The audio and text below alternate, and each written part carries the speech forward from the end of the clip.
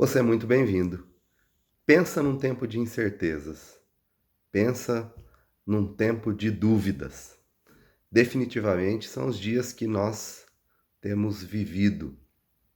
Nós estamos nessa situação por conta dessa enfermidade e, e a questão da saúde tem sido uma questão de muita preocupação para todos nós.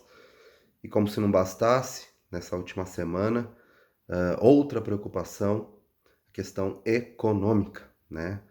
Nossos empregos, as pessoas, grande parte delas estão impedidas de trabalhar nesse momento, e tudo isso nos traz desconforto, tudo isso nos traz preocupação, tudo isso gera em nós ansiedade. Onde é que isso tudo vai dar? Eu acho que é a grande pergunta que todos nós temos feito. E é muito difícil responder a essa pergunta num tempo de tantas incertezas, num tempo de tantas informações desencontradas, num tempo em que talvez até aqueles que deveriam ter o norte estão cheios de dúvidas. E pensando nisso, nesse tempo de tanta incerteza, de tanta preocupação, eu gostaria de compartilhar algo da parte do Senhor para te ajudar a vencer dias tão difíceis, tão delicados. E é o meu texto preferido da Bíblia Sagrada. Eu amo demais falar sobre esse assunto. Então peço que você abra comigo a sua Bíblia no livro de Daniel. Livro de Daniel, capítulo de número 3. Daniel, capítulo de número 3. Nós vamos ler alguns versículos, mas eu desafio você a ler todo o capítulo, né, para que você possa entender bem essa passagem da palavra de Deus. Daniel, capítulo número 3, a partir do verso de número 1, diz o seguinte: O rei Nabucodonosor fez uma imagem de ouro que tinha 60 côvados de altura e 6 de largura. Levantou-a no campo de Dura, na província da Babilônia. Então, o rei Nabucodonosor mandou ajuntar os sátrapas, os prefeitos, os governadores, os juízes, os tesoureiros, os magistrados, os conselheiros e todos os oficiais das províncias, para que viessem à consagração da imagem que o rei Nabucodonosor tinha levantado. Então, se ajuntaram os sátrapas, os prefeitos, os governadores, os juízes, os tesoureiros, os magistrados, os conselheiros e todos os oficiais das províncias para a consagração da imagem que o rei Nabucodonosor tinha levantado. E estava em pé diante da imagem que Nabucodonosor tinha levantado. Nisto, o arauto apregoava em alta voz: Ordena-se a vós outros, ó povos, nações e homens de todas as línguas. No momento em que ouvirdes o som da trombeta, do pífaro, da harpa, da cítara, do saltério, da gaita de foles e de toda sorte de música, vos prostrareis e adorareis a imagem de ouro que o rei Nabucodonosor levantou. Qualquer que se não prostrar e não a adorar, será no mesmo instante lançado na fornalha de fogo ardente. Lemos até o verso de número 6. Vamos orar?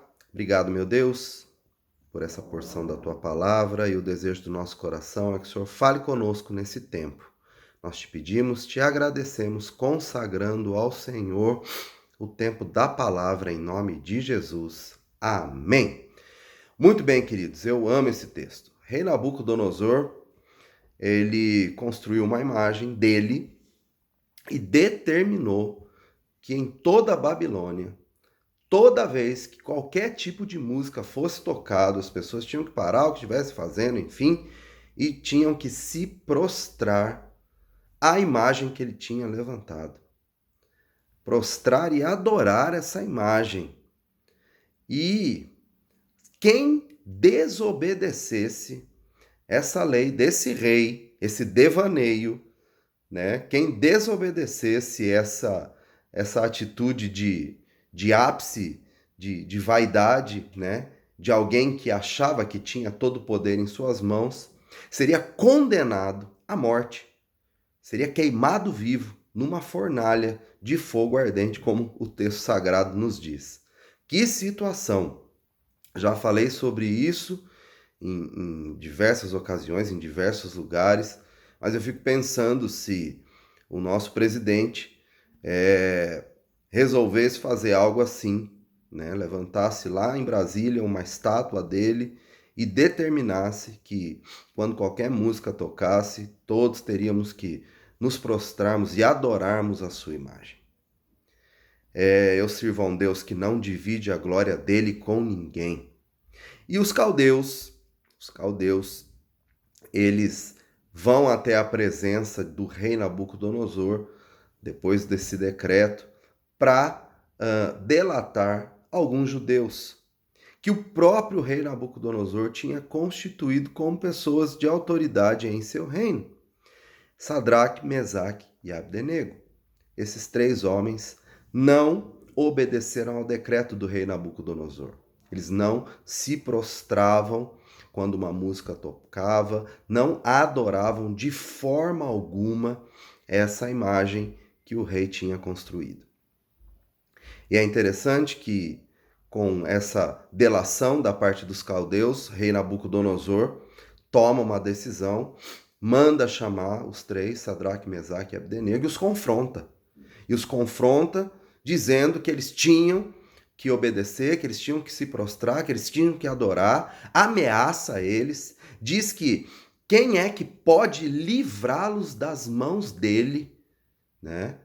E quer forçar eles de toda forma a adorar aquela imagem. E eles então mantêm a sua posição firme, dizem ao rei que não vão se prostrar, que não vão adorar aquela imagem, porque eles só se prostram e só adoram o Deus vivo. E ainda dizem mais ao rei: se o Deus que nós servimos quiser nos livrar da sua pena, né, do seu castigo, que é lançar as pessoas que não obedecem ao seu decreto da morte, ele vai nos livrar. Se não, fica sabendo, rei, não vamos mudar de opinião, não vamos nos prostrar e não vamos adorar a sua imagem. Só nos prostramos, só adoramos ao Deus vivo. O rei se enfurece, manda turbinar a fornalha e aí então leva aqueles homens para o seu destino, que pela lógica humana seria o destino de morte. E eles então são jogados naquela fornalha. Eles então, pela lógica humana, estão fadados a morrer por não abrirem mão da sua fé, da sua convicção. E é interessante que o rei Nabucodonosor, como diz nos dias de hoje, né, pleno, né, de que era o rei, de que era a autoridade, de que era invencível, imbatível, ele está ali com o seu sentimento de que a sua honra foi defendida, a sua ordem foi defendida e que as consequências para quem não cumpriam a sua ordem estavam se tornando realidade e até servindo como exemplo para o resto da população através da condenação de Sadraque, Mesaque e Abdenego. Mas é interessante que quando nós chegamos no verso número 24 desse texto, o rei Nabucodonosor, ele se espanta. Porque ele olha para aquela fornalha e ele então começa a falar com seus conselheiros perplexo. Nós não lançamos 3 homens dentro da fornalha? Nós não fizemos 3 homens de exemplo com relação à desobediência à minha lei? Sim, os conselheiros confirmaram, sim, Sadraque, Mesaque e Abdenego, 3 homens. Então, o rei Nabucodonosor, no verso 25, diz para eles e para quem quisesse ouvir: eu, porém, vejo nessa fornalha acendida 7 vezes mais 4 homens. Imagina a cena, imagina a situação. E esse rei, esse mesmo rei que causou tudo isso, vai até próximo à fornalha e pede então para que Sadraque, Mesaque e Abdenego saiam. E ali ele já começa a reconhecer quem é o meu e o seu Deus, porque ele diz: Sadraque, Mesaque e Abdenego, servos do Deus Altíssimo. Está aí no verso 26. Sai e vinde. E aí Sadraque, Mesaque e Abdenego saíram daquela fornalha. E o texto sagrado diz no verso 27 que as pessoas viram que o fogo não teve poder algum sobre eles, que nem os cabelos foram chamuscados, nem as suas roupas ficaram com cheiro de fogo. E então Nabucodonosor reconhece quem é o Deus de Sadraque, Mesaque e Abdenego. E ele faz um outro decreto dizendo que as pessoas que não se prostrassem, que não adorassem e que blasfemassem contra o Deus de Sadraque, Mesaque e Abdenego, essas pessoas, sim, elas seriam condenadas, porque, como ele mesmo diz, não há outro Deus que possa livrar como este. E o rei Nabucodonosor, então, faz prosperar Sadraque, Mesaque e Abdenego. O que é que eu aprendo, queridos? Em dias difíceis, em situações extremas, Deus é conosco. O texto nos mostra que Deus não livrou Sadraque, Mesaque e Abdenego da fornalha. Deus livrou Sadraque, Mesaque e Abdenego na fornalha.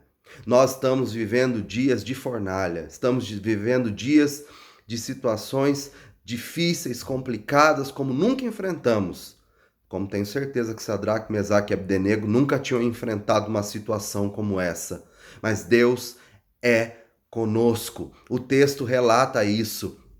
3 foram colocados na fornalha, mas o rei e todos os que estavam com ele viram 4. Deus foi com Sadraque, Mesaque e Abdenego. Não será diferente comigo e com você nesses dias, como também não foi diferente com Moisés, lá em Êxodo capítulo 3, quando ele é chamado e levantado para ser o libertador do povo que Deus tinha escolhido para ser o seu povo e que estava escravizado no Egito. E Deus direciona Moisés a ir até Faraó e dizer a ele que queria levar o povo embora dali, tirá-lo daquela situação. E Moisés diz a Deus: mas como farei isso? Eu sou gago, tenho minhas limitações. Como vou fazer algo assim? E Deus diz a ele: eu serei contigo. Não foi diferente com Josué também, que depois da morte do seu grande mentor, do seu grande líder, da sua grande referência, Moisés, quando ele morre, Josué então assume o seu lugar e, temeroso, inseguro, ele agora está com a responsabilidade de terminar aquela jornada com o povo que saiu do Egito e agora está às portas da terra prometida. E Deus declara para ele: não temas nem te espantes, não te mandei eu serei com você. Não foi diferente, querido. Não foi diferente, querido, com José. José, no capítulo 39 do livro de Gênesis, está passando por uma situação terrível de tanta injustiça. Está preso por não ter cometido crime algum. E Deus era com ele. E aquele que foi rejeitado pelos irmãos, aquele que foi escravizado, aquele que foi injustiçado, aquele que estava encarcerado, agora estava se tornando governador do Egito, porque Deus era com ele. Não é à toa que Davi, num dos salmos mais conhecidos da Bíblia Sagrada, o Salmo 23, declara: ainda que eu ande pelo vale da sombra da morte, não temerei, porque tu estás comigo. Queridos, Nesse tempo que estamos juntos aqui, eu quero que você tenha essa convicção. Você não está sozinho. Você está na companhia do Emanuel, do Deus conosco. Você está acompanhado 24 horas por dia pelo Rei dos Reis, pelo Senhor dos Senhores. Então, em nome de Jesus, mesmo em dias tão difíceis, mesmo em dias tão conturbados, mesmo em dias tão maus, não tenha medo, você não está sozinho. Um grande Deus, o grande Deus está com você. Assim como ele foi Sadraque, Mesaque e com Abdenego, ele será contigo. Assim como ele foi com Moisés, ele será contigo. Assim como ele foi com Abraão, ele será contigo. Assim como ele foi com Josué, ele será contigo. Assim como ele foi com tantos homens e mulheres da Bíblia, ele é comigo, ele é contigo.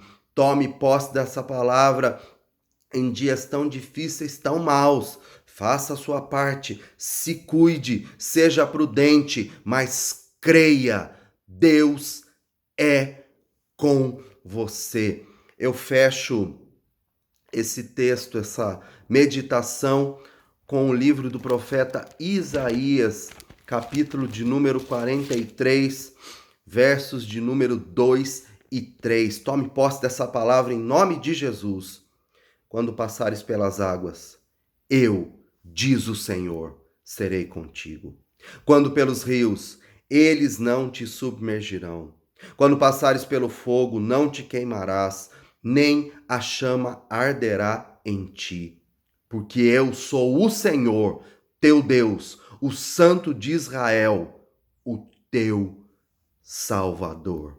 Você tem um Deus, você tem um Salvador, você tem um Senhor, você tem contigo aquele que não está limitado a tempo, espaço e circunstância, um Deus que tudo pode, tudo vê, um Deus cujos planos não podem ser frustrados, um Deus que é fiel, maravilhoso, conselheiro, forte, é o Pai da eternidade, é o Príncipe da paz, um Deus tremendo, incomparável e inigualável, e que foi com todos aqueles que estão relatados na Bíblia e que disse para mim e para você no Evangelho de Mateus, capítulo 28, verso 20, parte B, que seria conosco todos os dias até a consumação dos séculos. Não tenha medo, você não está sozinho.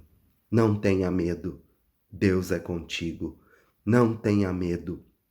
Assim como ele deu vitória para Sadraque, Mesaque e Abdenego, assim como ele deu vitória para José, assim como ele deu vitória para Abraão, assim como ele deu vitória para Moisés, assim como ele deu vitória para Josué, assim como ele deu vitória para Davi, será assim comigo e com você. Que Deus te abençoe poderosamente em nome de Jesus.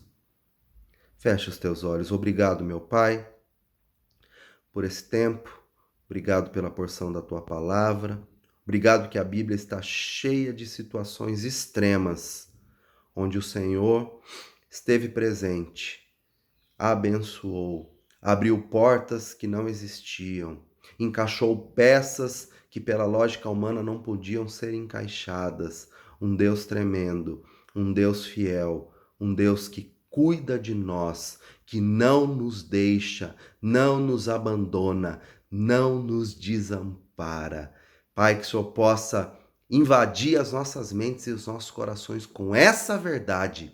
O Senhor é, sempre foi e sempre será conosco.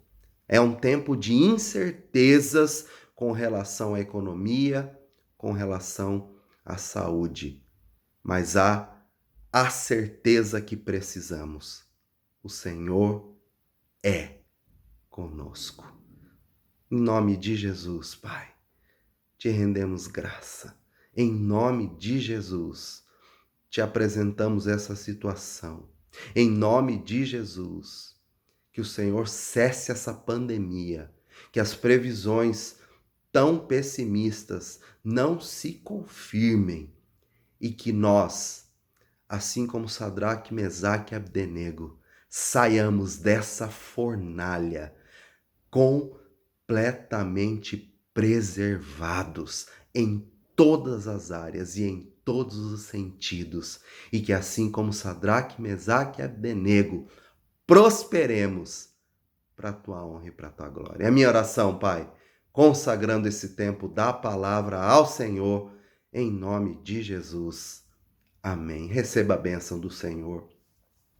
Que o amor de Deus, o nosso Pai, a graça do nosso Senhor e Salvador Jesus Cristo, e a doce comunhão e a consolação do Espírito Santo de Deus seja sobre a sua vida hoje, amanhã e para todos sempre. Amém. Que essa certeza te acompanhe. Deus é contigo. E é isso que nos basta. Vamos em frente!